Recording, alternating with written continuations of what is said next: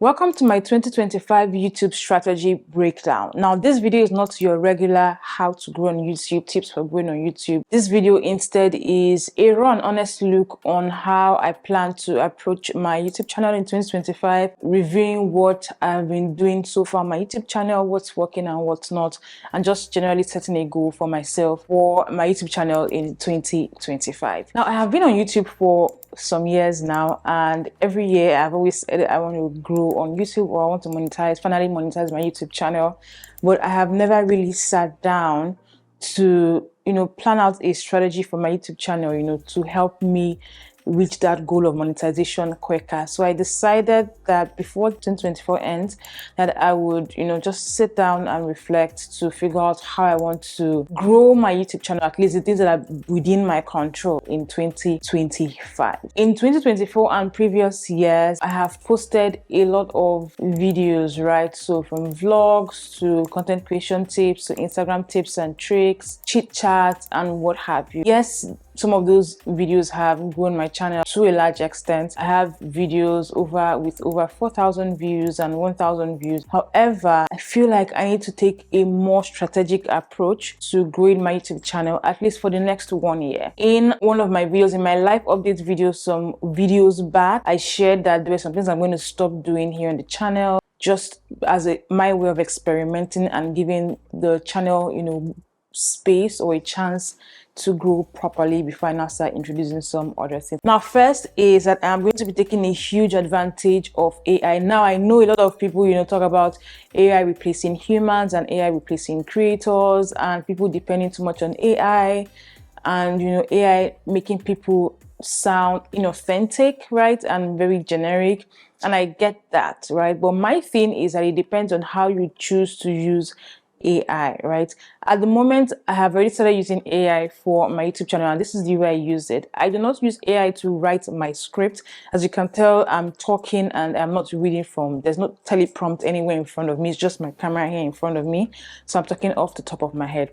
However, I would use AI to brainstorm video ideas when I have run out of video ideas, right? But a lot of times I usually have video ideas because of how I source my video ideas, and I'm going to talk about that in the next point, okay? So sometimes I use it to generate video ideas. I use it to figure out what my video title would be like. For instance, on ChatGPT or on Claude AI, I would go in to say, okay, act like a professional YouTuber or act like typical target audience for my YouTube channel. I'm trying to create a video on this. What is an appropriate searchable title to use for this video? Sometimes I also use that to figure out what my thumbnail should look like. If you don't know Claude is like ChatGPT, but for some reason I kind of prefer Claude to ChatGPT because I find that the responses that I get from Claude AI seem more human and less robotic than the responses I get from ChatGPT. I don't know if it's just me, but I've been using Claude AI a lot more these days, and I use ChatGPT and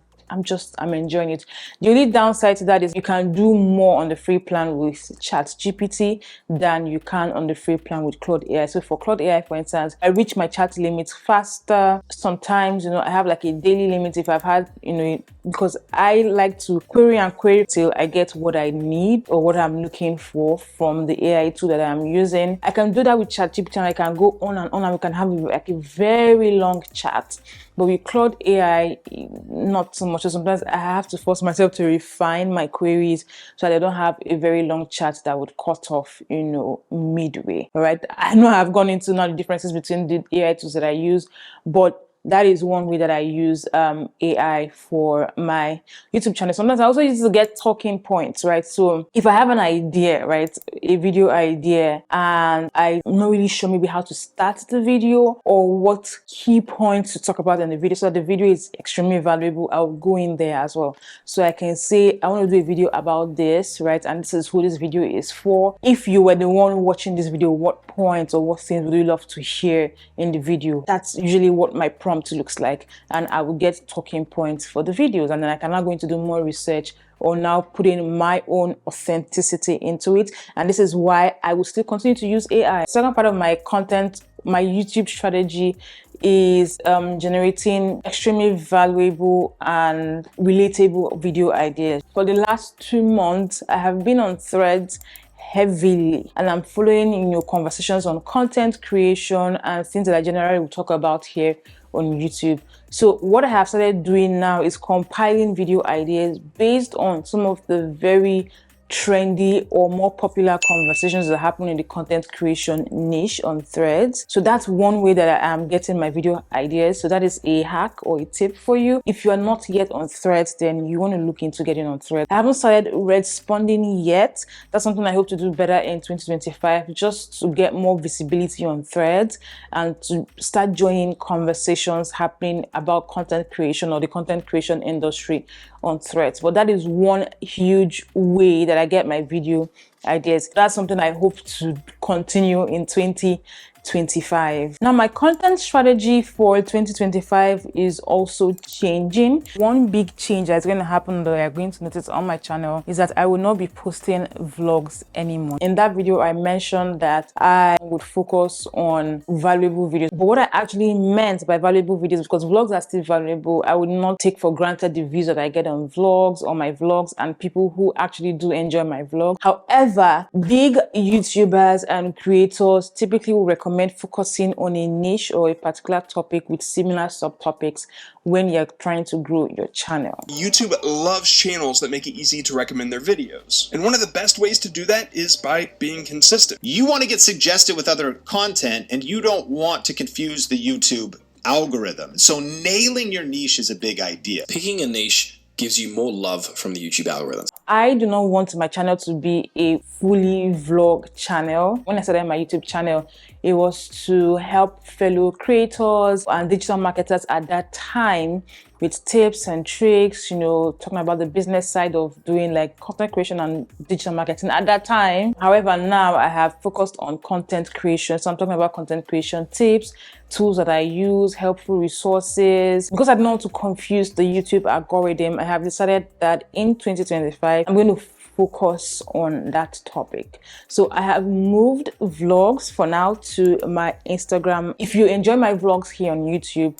I would love to keep seeing vlogs from me. That's where the vlogs would start living. I want to focus on talking about content creation, things like, you know, drawing up contracts and how to protect yourself as a content creator, how to charge clients, terms in the content creation industry that you need to understand, all of those things. Just essentially talking about the behind the scenes of content creation. Now, when I started my YouTube channel, I had like a whole plan for monetization, working with brands and AdSense, brand partnerships and sponsorships, affiliate marketing and all of that stuff. However, because of how slowly my channel is growing, I can't really pitch my YouTube channel to brands for brand partnerships. So for now, I have sort of put brand partnerships, you know, on the back burner.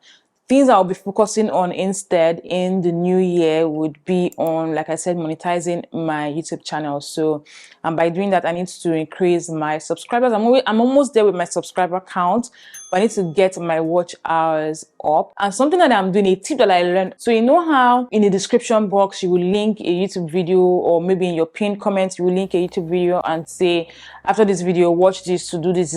That's fantastic. But a better way of doing that is creating playlists if you do not already have playlists on YouTube channel and taking the video link from within the playlist. That way, when someone clicks on the link, it opens up the entire playlist and it encourages binge watching. Genius. I don't know why I never thought of that before. So that's something I'm going to be really doing more in 2025 because it just makes sense. Something else I'm also doing for monetization is I'm still going to continue with my affiliate marketing, right? So I'm currently an Amazon creator or an Amazon affiliate. If you've ever gone through my description box, you usually see links. Those links are affiliate links. Even though my channel hasn't, blown up yet, I've started getting a few pennies from people that are actually shopping via the link in the description box, right? So that's something I would continue doing so that, people get used to seeing that, and eventually, you never know, maybe in 2025, maybe 2025 is the year that my channel blows up. So these are two monetization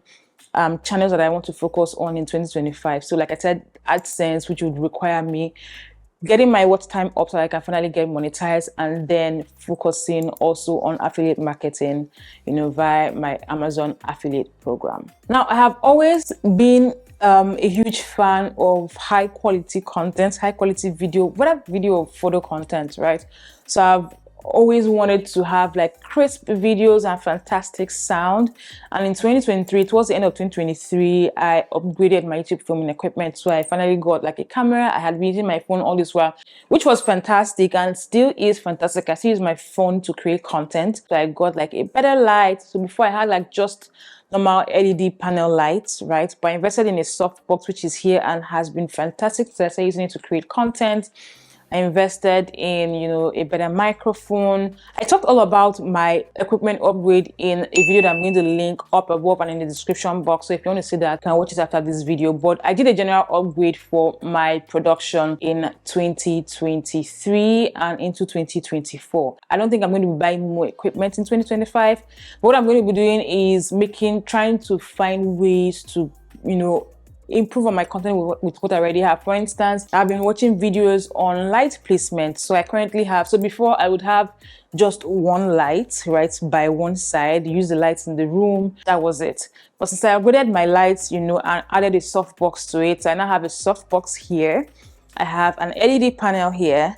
I have a mini light on top of my camera here, and I have one light behind that is giving that warm light to sort of separate me from the background. So I currently have like 1, 2, 3, 4 lights to create this YouTube video. The room lights are currently turned off. So because of the number of artificial lights that I have, I don't need the room light. Something else that I have also done to ensure that I have crisp, high quality content is by finding ways to get better content out of my camera, right? So before I did not set my white balance and all of that, but thanks to Claude, right, I was able to figure out settings to use. So I have different settings for different scenarios. So for scenarios where I'm filming with both artificial lights and natural lights, settings for when I'm filming with just artificial light like I'm doing now, settings for when I'm filming with just natural lights, maybe when I'm vlogging, things like that. Just generally making sure that I'm getting the best out of the equipment that I have, so that equipment upgrade that I did in 2023 into 2024 doesn't go into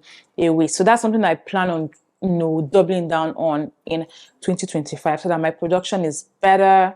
I'm also in the market looking for plugins for my Final Cut Pro software to ensure that the video editing process as well is as fantastic as it can be. Now, the last part of my YouTube strategy that I want to talk about is audience connection. Now, I already do this, right? So if you follow me on Instagram, for instance, you'll notice that I respond to every comment in the comment section of my posts, right? I respond to all DMs, or like most DMs. Some DMs are kind of creepy, and so I don't respond to them. But I respond to most of the DMs that I get on Instagram. I respond to most of the comments, or almost all the comments in the comment section of my Instagram post. And I do the same here on YouTube, right? I respond to about 99% of the comments in the comment section of my YouTube videos. So for audience engagement, I think I'm already doing that quite well. But that's something I also hope to continue and hopefully, can get better at it in 2025. Now, one part that I need to get better at is posting to the YouTube community. I don't do that very well. I don't think I engage in the community tab, right? So maybe that's something I want to start doing better in 2025. I already mentioned for threads, something I'm going to do is to start interacting with those posts. So not just following the threads and trying to get video ideas, right, from the content creation conversations happening on threads, but also interacting and, getting into the conversations, on threads. So those are the aspects of my YouTube strategy that I am currently working on. I think I mentioned like 6 already. Hopefully I can do that for the entire year. Of course, I'm sure I'm going to put in 1 or 2 things as I learn and as I do more research. But at the time, these are the things that have formed my YouTube strategy for 2025. If you are a content creator, I would love to hear from you. What is your YouTube strategy for 2025? I have shared mine in this video, and I'm sure you must have picked 1 or 2 tips, or hacks to add to your strategy for 2025. So maybe I can pick 1 or 2 from yours. So do well to share in the comment section. If you are currently trying to upgrade your YouTube equipment and want to have an idea of what to get, check out the link in the description box or in the pinned comments to watch all the things that I'm using or have been using to create content since 2024 and things I'm going to continue to use to create content in 2025. I'll see you in that video.